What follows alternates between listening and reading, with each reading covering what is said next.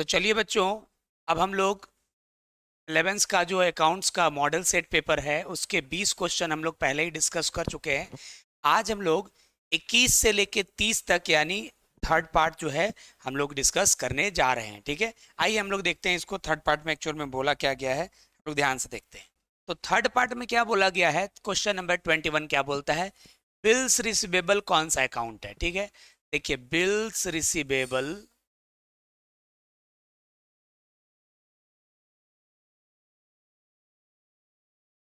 जो है आपका कौन सा अकाउंट है बच्चों। तो इसका आंसर होगा बिल्स रिसीवेबल जो है रियल अकाउंट है। कौन सा अकाउंट है, रियल अकाउंट। जैसा कि मैंने आपको पहले भी बता दिया है कि ज्यादातर एसेट्स जो होते हैं ना वो रियल अकाउंट होते हैं, और बिल्स रिसीवेबल एक तरह का एसेट्स है। इसका मतलब ये क्या हो जाएगा, हमारा रियल अकाउंट हो जाएगा। तो यहाँ पर बिल्स रिसीवेबल हमारा कौन सा अकाउंट है, रियल अकाउंट है। अच्छी बात है, ठीक है, तो इसका आंसर होगा रियल अकाउंट। नेक्स्ट क्वेश्चन की ओर बढ़ेंगे हम लोग।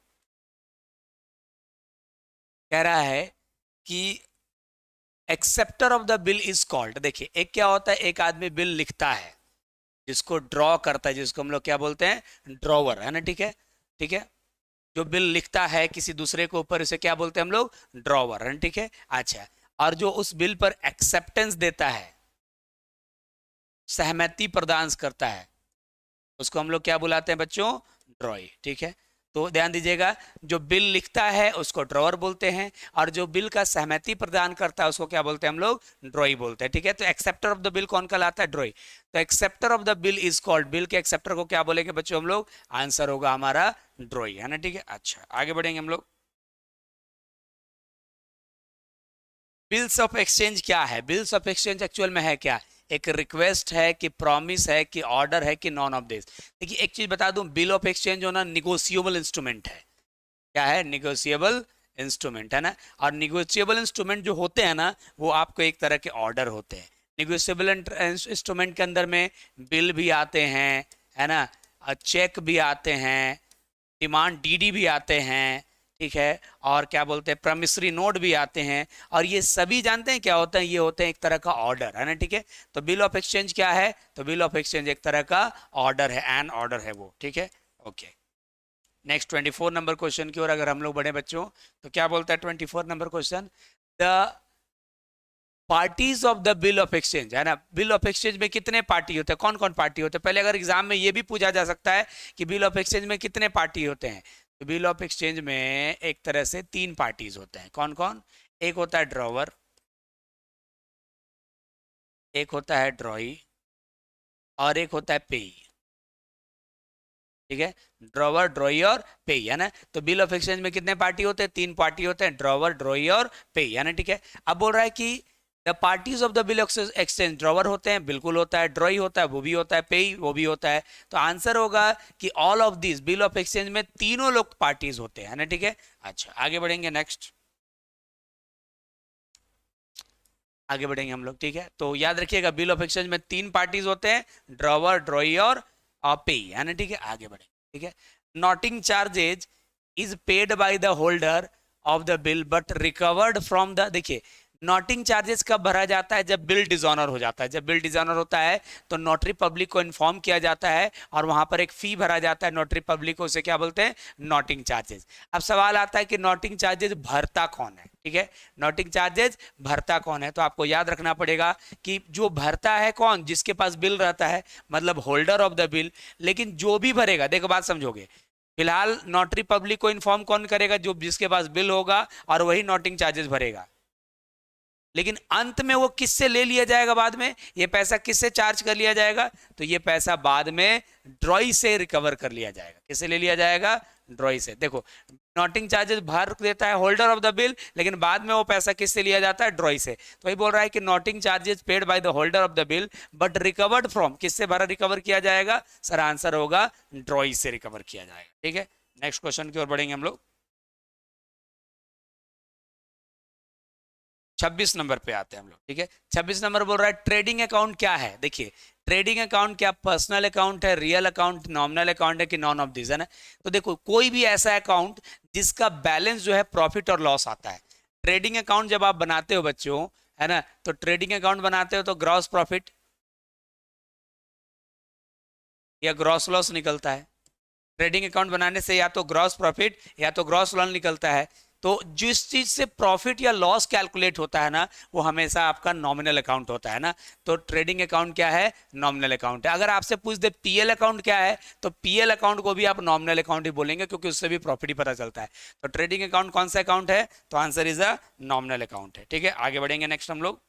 ठीक है, अच्छा, ये क्वेश्चन क्या बोल रहा है? ये क्वेश्चन कहता है बच्चों कि कैलकुलेट ग्रॉस प्रॉफिट। आप ग्रॉस प्रॉफिट बताइए, जबकि ग्रॉस प्रॉफिट का रेट क्या है? 20% ऑन सेल। ग्रॉस प्रॉफिट बताइए, जबकि ग्रॉस प्रॉफिट होता है कितना है? 20% ऑन सेल।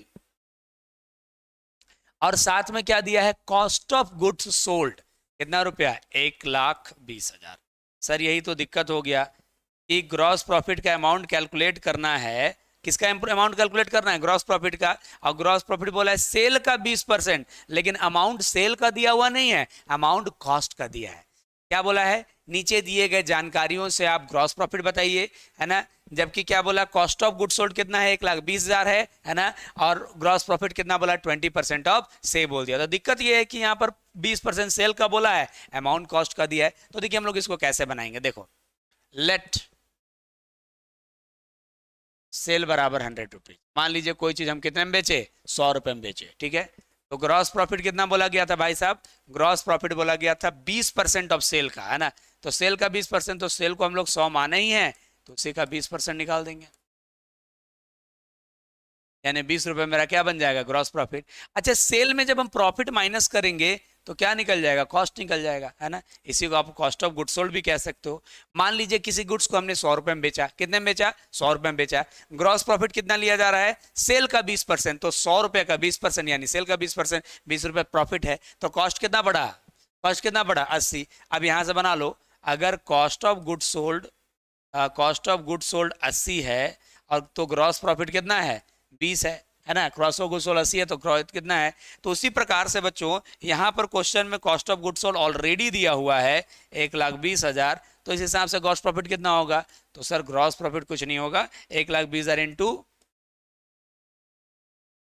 20/80 हो जाएगा। ठीक है, 4 बार में कट जाएगा, तो ये कितना आ जाएगा? 30,000। देखो क्या बोला है, दिक्कत क्या था?